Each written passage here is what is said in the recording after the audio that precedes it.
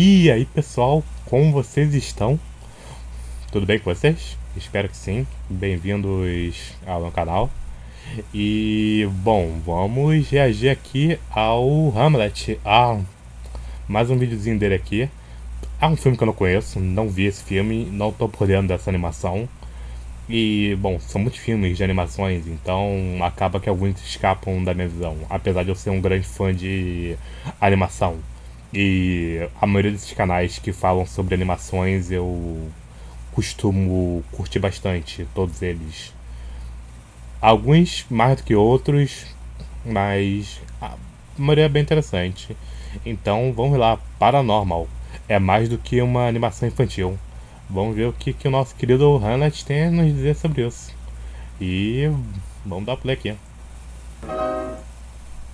Fala rapaziada, hoje a gente vai analisar toda a filosofia de Paranorman, um filme feito pela Laika, o mesmo estúdio de Coraline, e antigamente até tinha um vídeo de Coraline aqui nesse canal, mas a Laika fez o queridíssimo favor de matar ele. Mas a filosofia sempre renasce de outras formas acontece, e em breve outro vídeo de Coraline será postado aqui. Entretanto, o assunto hoje é Paranorman. Esse era o meu filme favorito de quando eu era apenas uma criança, e ele é tão então bem é feito que a antigo. produção teve que construir 8.800 rostos diferentes Meu só Deus. pro Norman. Isso aqui deve ter dado um trampo do caramba. Certeza que os caras tiram uns 2.000 de CLT aqui. Aqui a gente também vai ver sobre as crenças do outro mundo.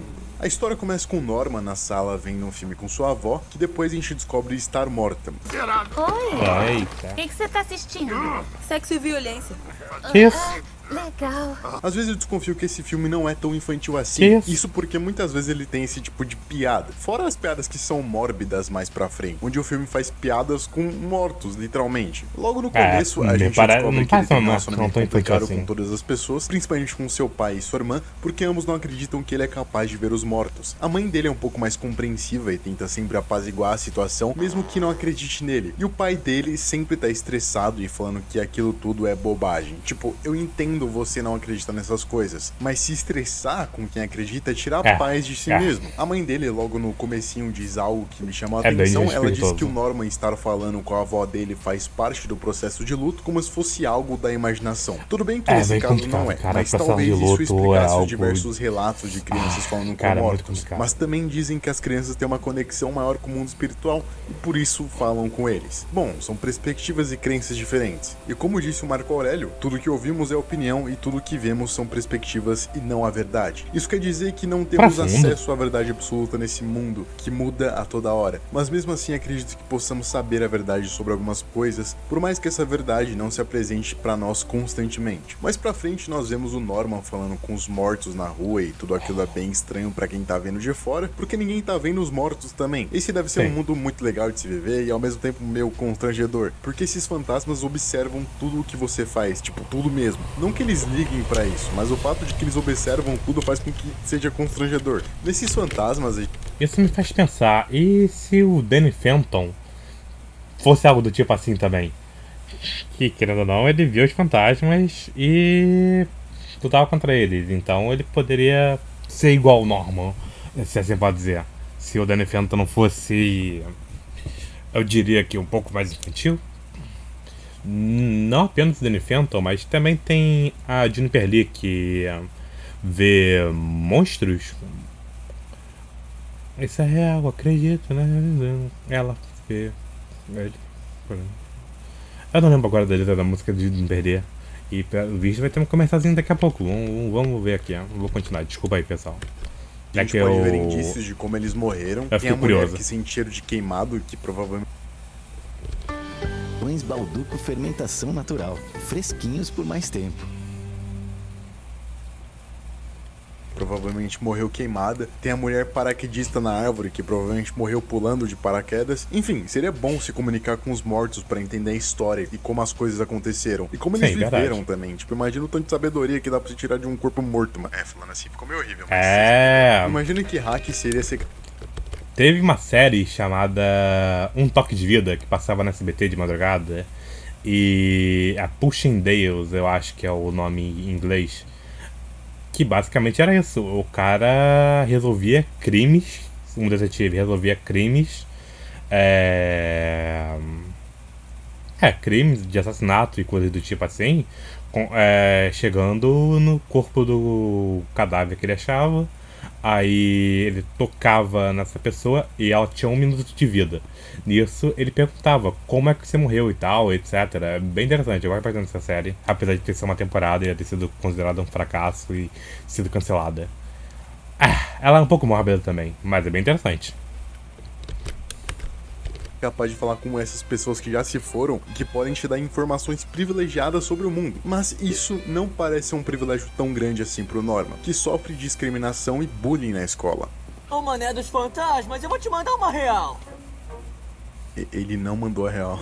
Depois a gente vê uma professora que explica a história por trás daquela cidade. Ela diz que chegaram os puritanos e que eles estavam em busca de construir uma cidade sem pecado, mas eles encontraram uma bruxa ali no meio. E por ser bruxa, eles a enforcaram. Depois dela ter sido enforcada, ela amaldiçoou os fundadores, para que eles voltassem do túmulo como zumbis. A caça às bruxas foi uma época bem vergonhosa para a igreja e para a humanidade no geral por ter deixado isso acontecer. O período Basicamente, das trevas, naquele período, algumas mulheres eram perseguidas por terem sido acusadas de feitiçaria. E como a gente bem sabe hoje em dia, a feitiçaria ou não existe ou não é algo tão óbvio. Um dos objetivos era que, matando essas mulheres, as outras e também os homens não se desviassem do caminho cristão. Naquela época, se uma mulher bonita não correspondesse aos desejos de algum homem poderoso, ela seria denunciada por bruxaria. Fora as suspeitas fundadas em coisas superficiais que faziam as pessoas acharem que aquelas mulheres eram bruxas. Como, por exemplo, o uso de coisas da natureza como ervas para usar de remédio. Só usar isso já era motivo de ser considerado bruxaria. Até que veio a filosofia humanista e o iluminismo, que trouxeram a racionalidade de volta, esta que há algum tempo estava adormecida e cega por uma fé suja. Por que as bruxas são sempre mulheres horrorosas de chapéu pontudo e vassoura na mão?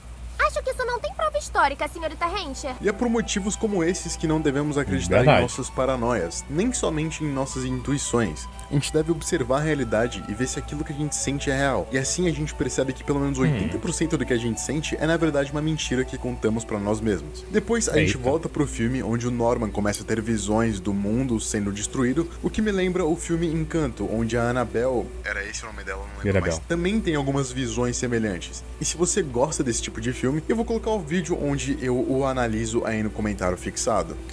Ele fez um vídeo sobre uma amizade Encanto, com o Neil, adoro que é um garoto gordinho e um pouco doente e que por conta disso sofre bullying. Você não fica chateado? Não dá pra parar esses brigões, faz parte da natureza humana. Aqui o Neil tem um comportamento estoico, onde ele não vê possibilidade de mudança pro mal que o acomete, e o aceita, suportando a adversidade. A questão é que é possível parar os brigões. Acho que esse foi o único erro dele. Tipo, você também pode aceitar a realidade, mesmo sabendo que é possível mudá-la. E uma das formas de mudar a realidade, pelo menos a realidade desses vídeos desse canal, é se tornando membro.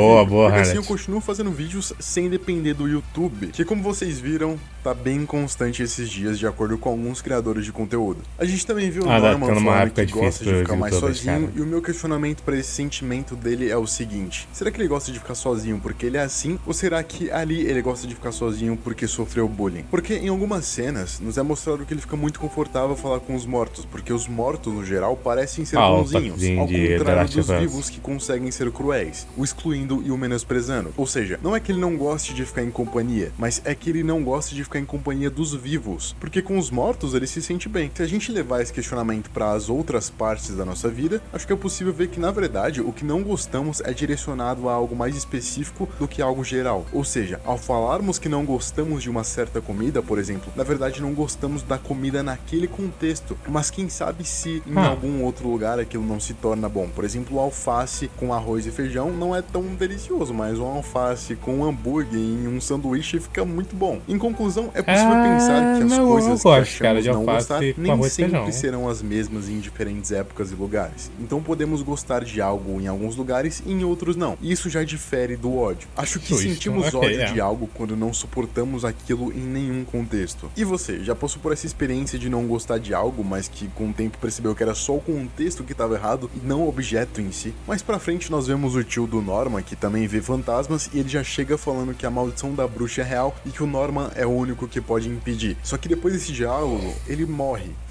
O filme meio que faz piada com esse fato e por isso eu considero um humor meio mórbido, porque ele brinca com a morte, mas é de forma leve e não muito macabro. Inclusive, esse tio dele parece muito o Dave do Plants vs Zombies. Sim. Tipo, certeza que eles tiveram inspiração ali. Tem uma cena onde o Norman tem uma visão no meio da peça de teatro e os pais dele ficam bem constrangidos com isso. Principalmente o pai, que dá uma bronca nele da escola até em casa. O Norman logo diz que queria que todos vissem como ele e que não pediu pra nascer daquela forma. E esse é o desejo de todo mundo. O quão bom seria se todas as pessoas tivessem a mesma visão sobre as coisas e entrassem em acordo sobre tudo. Talvez isso fosse bom pro mundo ou talvez o tornasse chato. A questão é que todo mundo, ao menos uma vez, não vai gostar de algo que nasceu com, ou não vai gostar de algo nas outras pessoas. O importante nesses casos é avaliar se a realidade condiz com o que o seu desgosto projeta, e nesses casos não adianta culpar os pais ou o universo por como você nasceu. Ninguém tem culpa de como você é, mas nós temos culpas de fazermos o que fazemos. A mãe do Norman tenta apaziguar a situação falando que o pai dele o Hamlet tem umas paradas...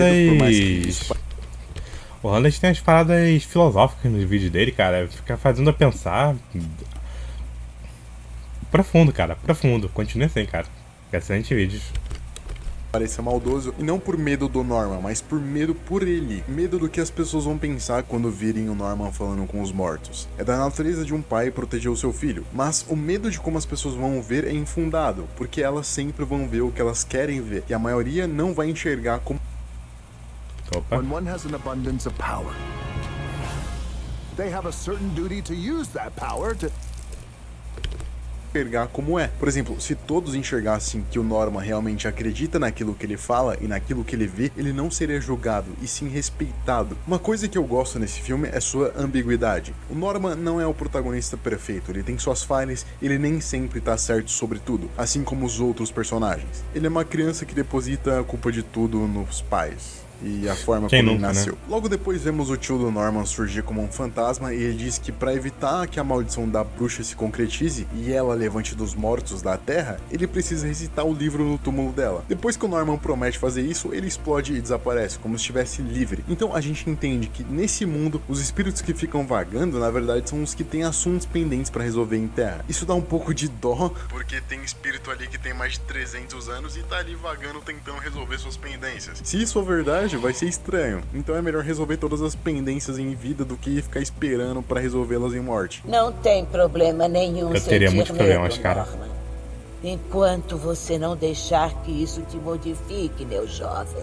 E essa foi uma das melhores soluções pro medo que eu ouvi na minha vida, e quem foi que disse que não existe filosofia em desenhos infantis? Essa é uma frase que faz muito sentido. Alguém Mesmo que disse você sinta algo, você não pode deixar aquilo te tirar do eixo, te tirar de quem você é e do que você tá tentando construir ao longo da sua vida. Você não é o seu sentimento, e por isso não deve deixar que ele te molde. Você é a parte em você que não muda, mas que sempre evolui. Tudo aquilo que é inconstante não merece nossa confiança, mas tudo aquilo que sobrevive ao tempo é você. E foi assim que os filósofos chegaram à conclusão da existência de uma alma, de algo eterno e imutável. É claro que é impossível o tempo todo não deixar que nenhum sentimento cause alguma reação em você, mas que você se certifique de que aquela reação não seja destruidora da sua alma. Mais pra frente, a gente vê o Norman tentando tirar o livro do corpo morto de seu tio, e fica muito tempo nisso, tipo, muito tempo de uma criança mexendo em um cadáver. É tipo, assustador e um pouco nojento. Até que ele chega no túmulo, onde a bruxa deveria estar, e começa a recitar o livro. Mas o valentão imbecil não deixa ele terminar, o que faz os zumbis nascerem e a maldição da bruxa se concretizar. Esses zumbis atacam todo mundo, inclusive um grupinho que se forma com o Norman, o Neil, o valentão armando o Norman, que só tá ali porque tá afim do irmão do Neil. E a gente descobre depois que o irmão do Neil é gay, ou seja, ela não vai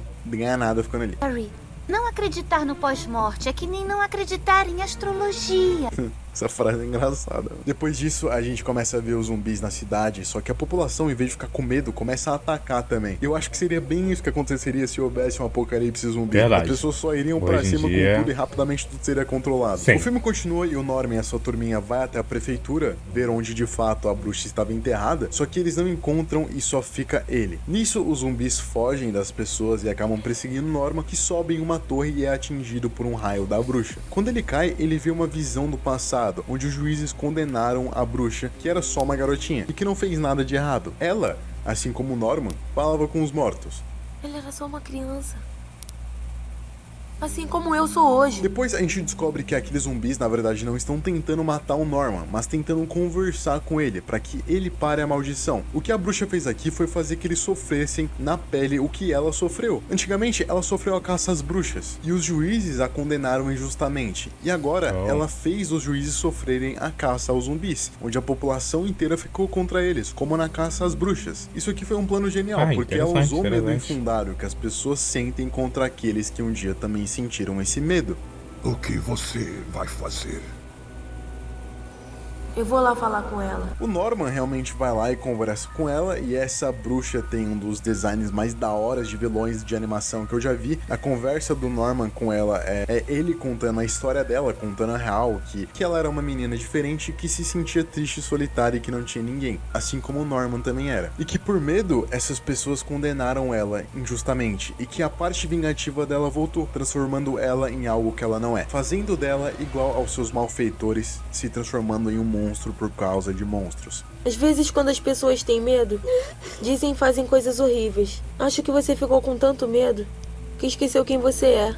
No fim, o Norman foi o amigo que ela precisava para seguir em frente. Ele compreendeu quem ele era e fez com que ela visse quem ela era. E assim o filme acaba, de uma forma muito bonita e com uma mensagem incrível. No geral, o filme é muito bom, às vezes é meio parado, mas é bem curto e muito bem feito. Eu lembro de ter assistido ele no cinema com a minha mãe e não ter entendido muito bem o porquê os vilões viram amigos. Eu saí do cinema com aquele gosto meio agridoce, como se tivesse sido um filme meio ruim e meio bom. E isso tornou o filme, de alguma forma, o meu filme favorito. Eu achei o filme meio ruim e meio bom, e ele foi o meu favorito. Não me pergunte por quê. Tem muita coisa que eu não entendi na época, tipo as piadas safadas que tem no filme, e não são poucas. A cada 10 minutos tem uma piadinha aqui e ali mostrando que o filme não foi feito só pras crianças, mas pra adultos verem com os seus filhos. Enfim, no mais é isso. Espero que vocês tenham gostado. Deixem um like, deixem um comentário, se tornem membro, porque isso me ajuda muito. E tchau!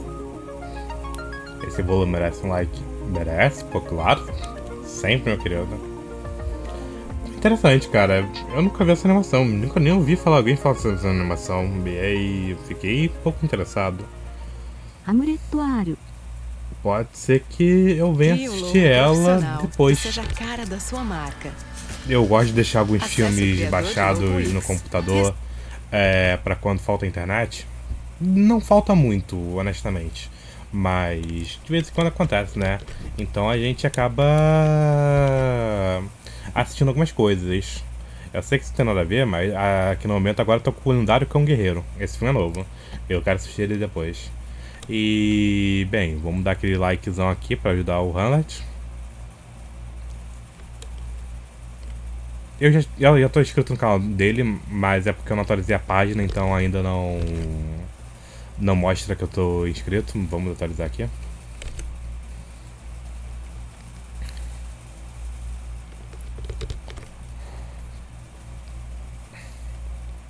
Também maravilhosa.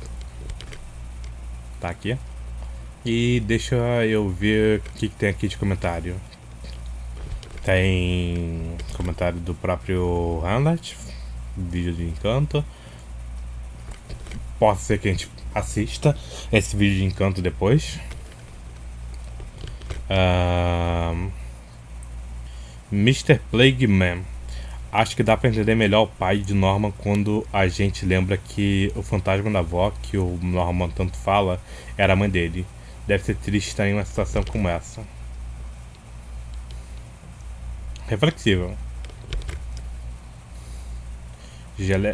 Gelatic Mist Marine. Finalmente alguém do YouTube brasileiro falando dessa animação, que é simplesmente incrível. Eu tava precisando de um vídeo explicando o filme, para eu mostrar para meu irmão e provar que ele perdeu um filme incrível. Obrigado, caveirinha. Ah, né, o Hamlet é um caveira. É um caveirinha, né? É quase um Sans. Apesar de que o Sans não é uma caveira, né? Ele é um... Eu não lembro o que era o Sans agora. Revenant, lembrei. O Sans é um Revenant. E cara, eu fiquei curioso sobre esse filme. Deixa eu ver aqui de que ano ele é. Paranormal. Pera aí. De que ano é esse filme? 2012. 10 anos. Ele falou que assistiu na infância dele, então é recente a infância do Hamlet. Ah, interessante. Ah, pode ser que eu venha assistir depois. Bem, pessoal, muito obrigado por ter assistido o vídeo até aqui. Vídeo original na descrição. Deem like, se inscrevam no canal. Muito obrigado de verdade por ter ficado até aqui. E até a próxima. Deixe nos comentários caso queira que eu reaja a alguma coisa.